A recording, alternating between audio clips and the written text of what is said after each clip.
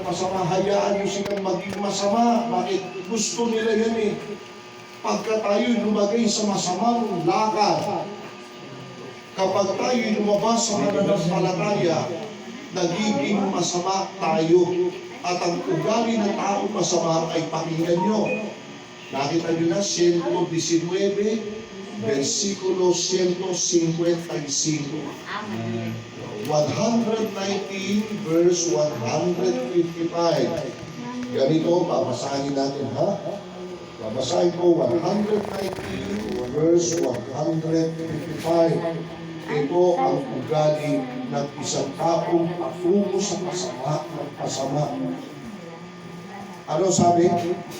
Ang kaligtasan ay malayo sa masama. Sapagkat hindi nila hinahanap ang ang iyong batas. Ano dapat ng masama?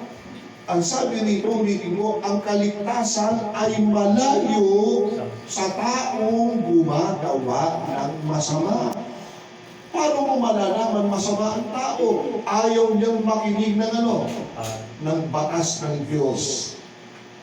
Mga palatuntunan ng Diyos. Ayaw niya. Kaya sabi ng Panginoon, sa kanyang mga kausap ng mga apostol, ang sabi niya sa 8:47 ng 1, ang sa Diyos ay nakikinig ng mga salita ng Diyos. Ngunit hindi kayo nakikinig sapagkat hindi kayo sa Diyos. Bakit? Kasi masama ang isip nila eh.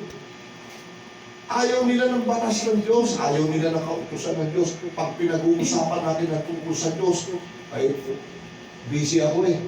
Diba? Kamusta tayo mga kapatid?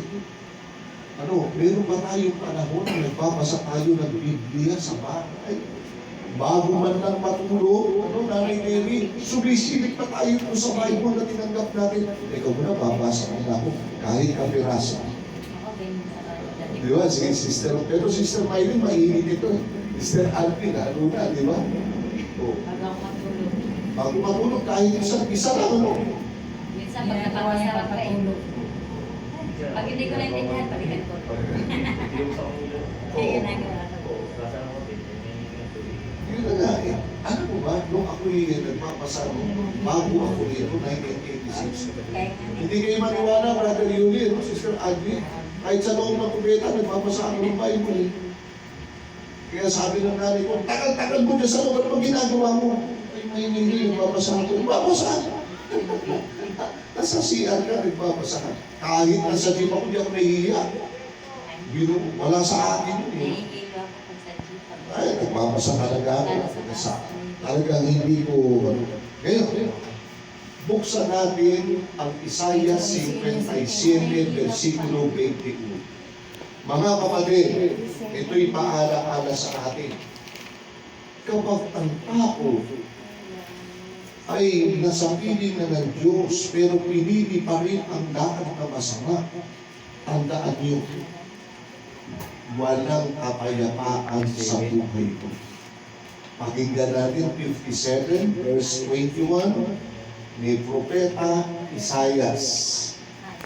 Bagamat ito'y kakapiraso, pero malalim ang kahulugan ng Brother Rumi. 57, verse 21, ng Prophet Isaiah. Ano sabi yan?